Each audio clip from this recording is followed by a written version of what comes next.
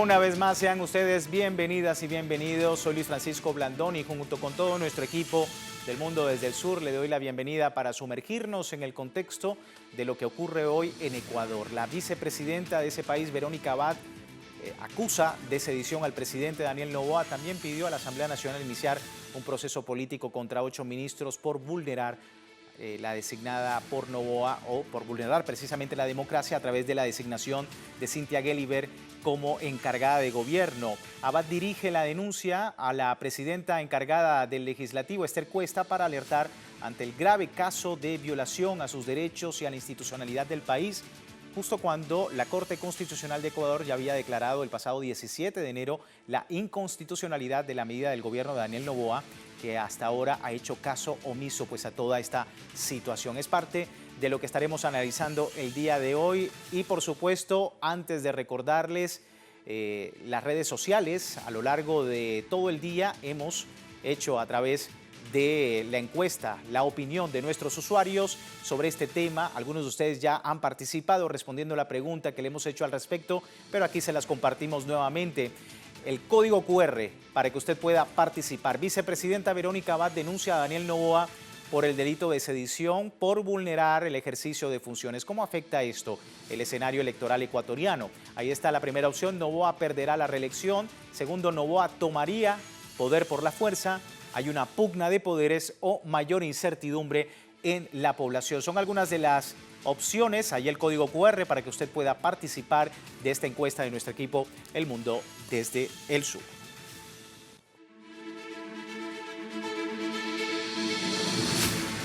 Momento del análisis a propósito de este escenario en el Ecuador. Hemos invitado a David Chávez, él es sociólogo, también docente de la Universidad Central del Ecuador, nos acompaña desde Quito. Muchísimas gracias por tu tiempo, David, bienvenido.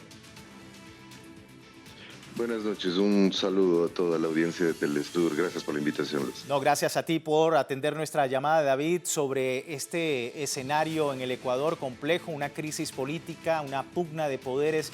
Se puede observar en los medios de comunicación titulares con estos términos la ilegalidad en la que recurre Daniel Noboa y sobre todo en un escenario de violencia y de escenario de elecciones para este país que marcaría el rumbo y el destino en los próximos años. Tu visión sobre lo que está ocurriendo en el país. Mira, en esencia, el Ecuador afronta una gravísima crisis democrática, pero profunda y muy, muy grave.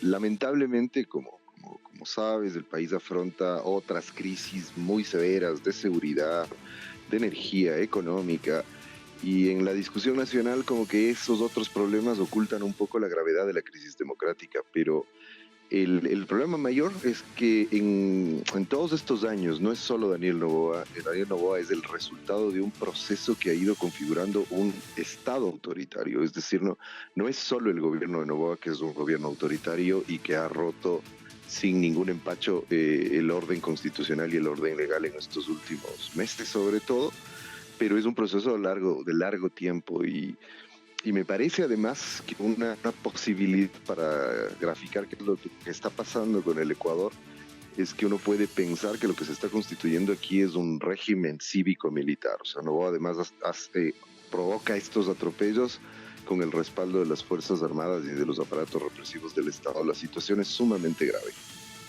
David, y preguntarte sobre el contrapeso desde el punto de vista jurídico o político. ¿Lo estás viendo en el Ecuador teniendo en cuenta toda esta situación que comentas o por el contrario, pues no hay, digamos, la posibilidad de frenar a través de un contrapeso jurídico todo lo que está sucediendo desde el Ejecutivo Nacional? Mira, hay, pero es muy débil frente al poder que tiene el gobierno y el Estado. Por eso yo hablaba de que en realidad ya no hablaríamos solo de un gobierno autoritario, sino ya en realidad de un Estado autoritario que está controlado principalmente por el gobierno, que además, hay que decirlo sobre todo para las amigas y amigos de América Latina que nos escuchan, que además pertenece a una de las familias oligárquicas más tradicionales del Ecuador y más poderosas económicamente. Es decir, es una concentración de poder excesiva la que tiene Noboa. Y tiene el control de la Fiscalía, tiene el control de las Cortes, tiene el control de la Corte Constitucional. El día de hoy han allanado a través de la Fiscalía y han atacado a algunos de los funcionarios del Consejo de Participación Ciudadana, que es un cuarto poder que tenemos en el Ecuador, que es el que se encarga de nominar autoridades, y era un poder que no estaba bajo control del gobierno. Y el gobierno, en contubernio con la Fiscalía, hoy día han allanado acusándoles de cualquier cosa delirante a los funcionarios de este consejo, precisamente con la intención de tomar el control de este consejo. El único espacio que queda, que tiene capacidad de responder, es la Asamblea Nacional, pero la simetría de poder es realmente significativa. Claro. Quería preguntarte también, David, sobre la población civil, las organizaciones sociales que por supuesto y hemos visto en los medios de comunicación, que efectivamente han tomado, digamos, en los últimos días posiciones con referencia a toda esta situación. ¿Cómo estás viendo la reacción de un pueblo que efectivamente va a las urnas próximamente y que también tiene que decir algo sobre toda esta pugna de poder, lejos de lo que está ocurriendo entre Abad y Daniel Noboa? Mira, ahí el rechazo principal se ha ido canalizando por dos vías. Por la vía política en torno a la oposición, que está representada principalmente por la Revolución Ciudadana, el partido de Rafael Correa y de Luisa González, que es la candidata de este partido, que es la principal fuerza política del país y ha podido de alguna manera contener la arremetida y da la pelea en el espacio público. Pero evidentemente es una fuerza política asediada, perseguida, y esto también dificulta la posibilidad de la oposición, pero en el plano de la sociedad civil y del orden político de los partidos ha sido el espacio principal. Y por otro lado, sobre todo por lo ocurrido hacia finales de año, esta tragedia que vivió el país con la desaparición y muerte en unas circunstancias realmente horrorosas de 4 niños en Guayaquil en manos de las Fuerzas Armadas. Las organizaciones de derechos humanos han tomado mucha notoriedad para denunciar lo que además era un secreto a voces en el Ecuador, que el caso de los 4 niños de Guayaquil no es el único, sino que hay una serie de denuncias sobre violaciones de los derechos humanos de parte del gobierno. Y la oposición se ha canalizado por ahí. Evidentemente ya en este momento el canal va a ser la elección, va a ser las posiciones que los ciudadanos tengan en el proceso electoral. Sin embargo, lo que los datos están mostrando es que al mismo tiempo también, y esto es una de las cosas más preocupantes de esta crisis, al mismo tiempo hay una porción importante de la población que respalda a Noboa, que respalda sus medidas autoritarias y que respalda su lógica de persecución política e inclusive los excesos y las violaciones de derechos humanos de las Fuerzas Armadas en algunos casos. Eso dificulta mucho más las cosas porque obviamente la sociedad civil está partida, si quieres, también entre un bando y otro, casi, si tomamos en cuenta los datos electorales, casi mitad por mitad. Me parece que en esta semana se va a dirimir hacia dónde se va el electorado ecuatoriano ya hacia la elección del 9 de febrero. Y preguntarte también, David, ya para finalizar, parte del debate desde los candidatos, la crisis institucional, la crisis de violencia que vive el Ecuador, incluso de desplazados. Vamos a hablar más adelante del tema con nuestro otro invitado, pero ¿cómo ves también ese debate y de qué manera está lastrando la violencia el tema de las propuestas que están ofreciendo los candidatos en Ecuador?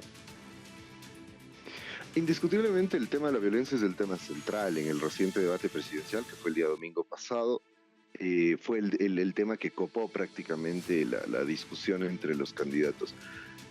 Pero si tomásemos eso como referencia, que ha sido la tónica de la campaña electoral y demás, el problema es que la salida es, por un lado, o sea, la salida que proponen la mayor parte de candidatos es una salida autoritaria, violenta. En el debate presidencial se habló de pena de muerte, se habló de construir cementerios para los delincuentes, de penalizar a los niños.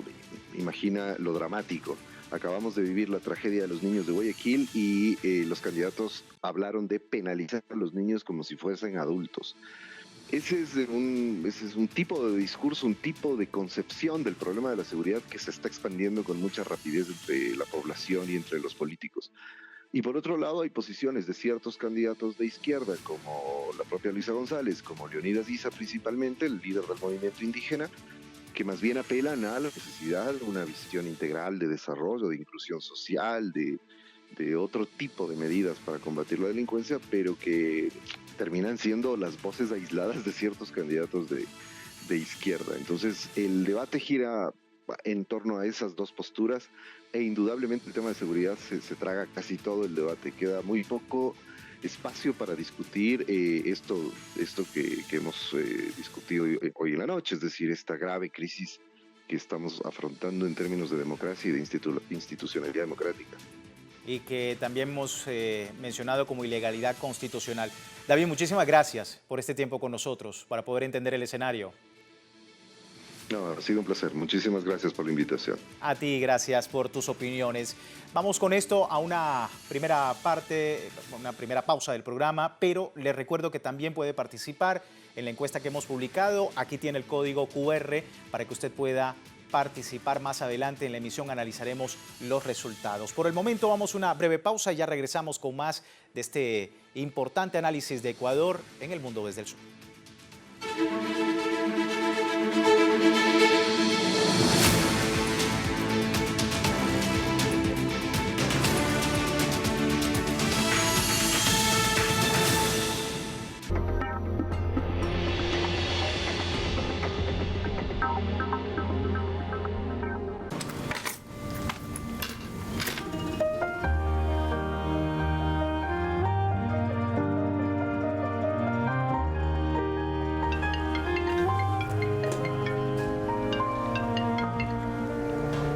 Aló, hijo, ¿te dieron el trabajo? No, mamá, me no gané, mamá.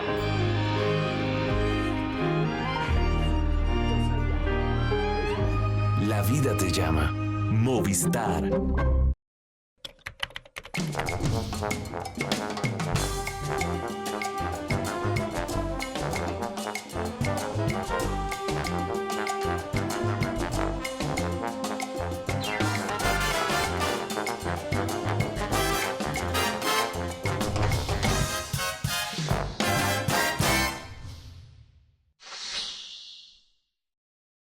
Para ver estrellas no es necesario mirar al cielo.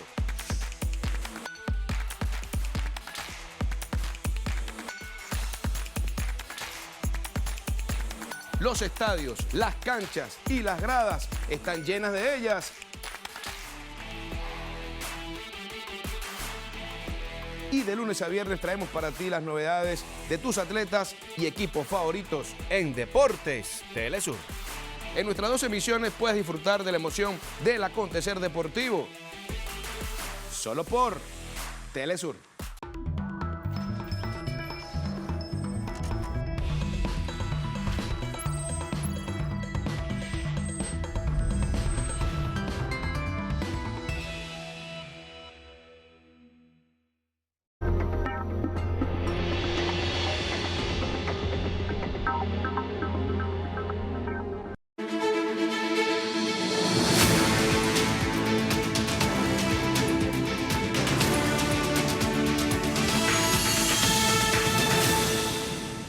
Gracias por seguirnos en el mundo desde el sur. Hablábamos de Ecuador y la gran crisis política que vive esa nación, pero también hay otros importantes números. El número de desplazados, por ejemplo, a tan solo un año de la presidencia de Daniel Noboa se han registrado miles de personas que huyen de la escalada de violencia, una nueva oleada de migrantes que ha llegado a la frontera entre México y Estados Unidos. Son cifras que nos aportan los datos que hemos venido ya diciendo a través de nuestras emisiones. 80.000 personas, tanto ecuatorianas como extranjeras, que fueron víctimas de desplazamiento forzado entre enero y octubre de 2024, producto de la crisis de seguridad en el país. 100% de ellos ha declarado haber sufrido algún tipo de violencia, ya sea de naturaleza sexual, producto de robos, daños, bienes o homicidios. Es decir, toda una problemática que se une a este escenario electoral que está viviendo la nación en estos días. Quería para este tema abordar el escenario con nuestro invitado desde Quito, Roberto Marchán, coronel retirado de la Fuerza Aérea Ecuatoriana. Roberto, qué gusto tenerte con nosotros, bienvenido. Buenas noches y muchas gracias por la invitación. Un saludo para todos. Bien, para empezar, Roberto, ¿cuál es el Ecuador que va a elecciones, que está viviendo un escenario electoral en este momento? Bueno, la situación del país es una situación grave, como lo decía David Chávez, su invitado anterior. Estamos en problemas de diversa índole y el más grave probablemente es el problema de la violencia que se viene desatando desde hace alrededor de 7 años. Pero que también viene de la mano de problemas de carácter económico, de carácter social y carácter político.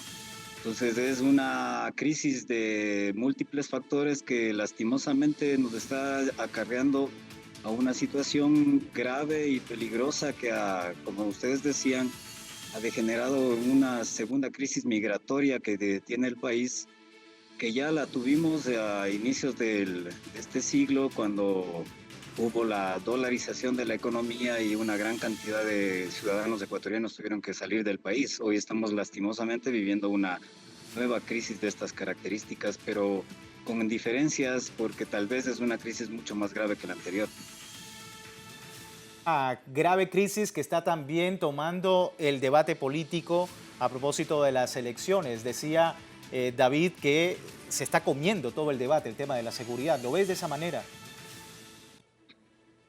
Sí, básicamente es el principal problema que se está dando, suscitando. Sin embargo, es un problema que también tiene de la mano de la situación económica que está viviendo el país. Porque recordemos que la violencia generalmente, cuando se analizan los estados que han tenido situaciones de grave violencia, vemos por lo menos 3 elementos fundamentales en ellos. Uno de ellos es la desigualdad social. El segundo elemento que suele ocurrir siempre es el de la falta de empleo y oportunidades para la gente. Y el tercero es la poca institucionalidad de las instituciones, redundando que son las encargadas de mantener el control sobre la sociedad y todo lo demás. Prácticamente estas 3 circunstancias es las que está sufriendo el Ecuador, porque a partir del 2017, se dio una grave desinstitucionalización bajo el discurso de una reducción del Estado, de que teníamos un Estado obeso. Hemos pasado a una reducción de las capacidades del Estado con el discurso de un Estado mínimo, y en el cual se ha ido destruyendo las instituciones del país. Y esto ha acarreado también el problema económico de los últimos gobiernos, con una visión neoliberal de la economía, con una visión de endeudamiento agresivo y sin embargo sin inversión del Estado, nos ha llevado a una situación económica compleja que obviamente ha caído en el tema de pérdida de empleo y un aumento de la desigualdad social. Es decir, tenemos las características fundamentales para que tengamos una situación de violencia, y la forma en cómo el Estado o cómo los gobiernos, los 2 últimos gobiernos al menos, han querido enfrentar esta situación de violencia interna ha sido con la policialización primero y posteriormente con la militarización del país, y con una declaración que no tiene ningún sentido de una supuesta guerra interna contra las bandas criminales, que lo único que está desencadenando es un aumento de violencia y también algún tipo de represión exagerada por parte del Estado, que nos dio como corolario ya algunas desapariciones forzadas y situaciones de grave crisis de derechos humanos en el país. Sí, justamente hablabas de la pobreza, hablabas del tema de, digamos, el balance que se ofrece desde el punto de vista social, y el candidato presidencial por el movimiento indígena, Leonidas Issa, pues se presenta de cara a unas elecciones como un político antisistema frente a un sistema, por decirlo nuevamente, ecuatoriano corrupto. De 42 años, candidato a la presidencia por el partido Pachacuti. Ahí lo tenemos, el brazo político de la Confederación de Nacionalidades Indígenas del Ecuador, pues ha declarado que es indignante para el pueblo saber que quienes llegan al poder lo hacen para defender sus empresas, no por el bienestar común, alegando que si no existe un verdadero cambio en ese país, pues se avecinaría un estallido social. Para el aspirante, luchar contra quienes evaden impuestos y contra la corrupción en general supone una desviación monetaria de al menos 3.000 millones de dólares al año. Ese problema, ese gran problema que aliviaría la carga económica del Ecuador. Quería preguntarte precisamente sobre esta posición y la posibilidad de que efectivamente haya un cambio o a través de un estallido social, como lo dice Leonidas Issa. ¿Te parece que es así? ¿Estás de acuerdo con esa visión? Bueno, teníamos allí con nuestro invitado, tenemos una falla de audio, pero vamos a conocer más sobre la carrera presidencial a 16 días para los comicios en Ecuador. Y es que según una encuesta, más de 2.700 habitantes, el 36%, aseguró votar por Noboa si las elecciones se dieran de inmediato, mientras que el 32,4% brindaría su apoyo a la candidata Gorrestan Luisa González. Fuera de ellos, la candidata con mayor intención de votos es Andrea González. Los candidatos que tienen más intención de voto, con 4,1%, Andrea González del partido Sociedad Patriótica de la intención de voto. El top 5 lo completan Leonidas Issa del Movimiento de Unidad Plurinacional Pachacuti y Luis Felipe Tilleria de Avanza con 1,2%. Seguimos nuevamente con Roberto Marchán. Roberto, hablábamos de la candidatura, por ejemplo, de para estas elecciones de Leonidas Issa, que representa lo que él dice, alzar la voz por parte de las organizaciones indígenas sobre todo esta desigualdad que está ocurriendo en el Ecuador y de decir que si no hay un verdadero cambio, pues hay un estallido social. ¿Cómo estás viendo esa opción? Básicamente la opción de Leonidas Issa creo que según los últimos sondeos estaba en tercero o cuarto lugar. Lastimosamente el tema está tan polarizado en el país que aparentemente se va a definir entre las dos principales candidaturas, que en este caso son la del presidente Daniel Noboa y de la candidata de la Revolución Ciudadana Luisa González. Parece ser que en tercer lugar, a pesar de que tuvo un muy buen desempeño y bastante aceptación positiva en el último debate presidencial, pero creo que la opción de Leonidas Issa, al menos por ahora, no va a ser fundamental dentro de estas elecciones. Parece ser, de acuerdo a las encuestas, que se va a definir entre los dos candidatos que yo te había planteado al principio.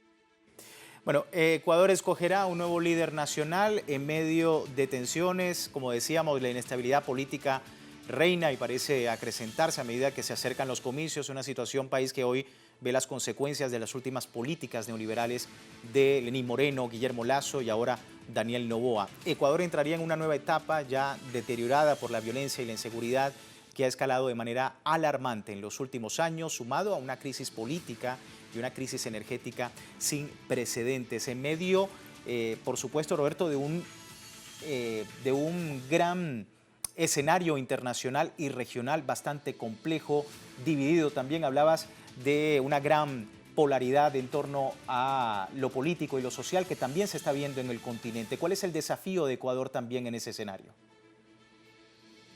No, el desafío ecuatoriano es un desafío complejo.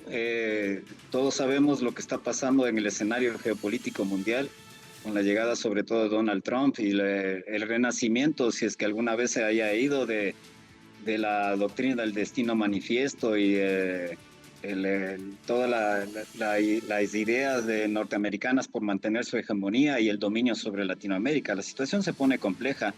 Y más aún cuando nosotros, el gobierno que nos representa en este momento, pues, se ha alineado sin beneficio de ningún inventario hacia las políticas norteamericanas. De hecho, ha firmado varios acuerdos entre los cuales está prácticamente el uso indiscriminado de todas las facilidades aeroportuarias y marítimas del país, sobre todo en las Islas Galápagos. Lo que nos habla de un interés geopolítico norteamericano también de posicionarse para mantener cierto nivel de control sobre Sudamérica y sobre el Pacífico Sur, desde las Islas Galápagos. Entonces la situación es compleja si es que no se cambia de una alternativa a una alternativa más democrática. Sin duda. Y el llamado que han hecho también, Roberto, desde instituciones internacionales para adoptar medidas más efectivas, persistentes, sobre todo la violencia carcelaria, que ha sido un gran actor importante en los últimos meses allí en el Ecuador. Bueno, tenemos allí nuevamente el fallo en la comunicación, pero efectivamente seguimos hablando sobre lo que ocurre en el Ecuador, que va a escoger un nuevo líder nacional en medio de las tensiones, la inestabilidad política y también parece acrecentarse otros temas importantes que no son abordados, como decíamos, o simplemente la seguridad se come ese debate político en el Ecuador a propósito de lo que va a ocurrir en los próximos días, elecciones generales en esa nación latinoamericana, pero sobre todo las consecuencias desde el punto de vista político, desde el punto de vista de la seguridad. Roberto, antes de perderte con la comunicación, mencionaba sobre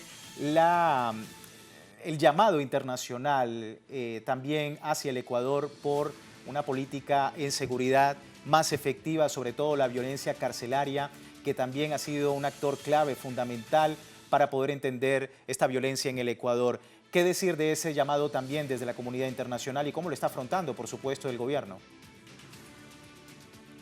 Como te decía, lastimosamente el gobierno tiene una visión errática de la seguridad. La seguridad no es una cuestión de que se puede enfrentar solamente desde una perspectiva policial o militar. Para lograr disminuir los niveles de violencia y manejar bien la seguridad se requiere tener una visión integral donde todo el Estado y todo su conjunto mejore las condiciones de vida de las personas, las condiciones de trabajo, etcétera.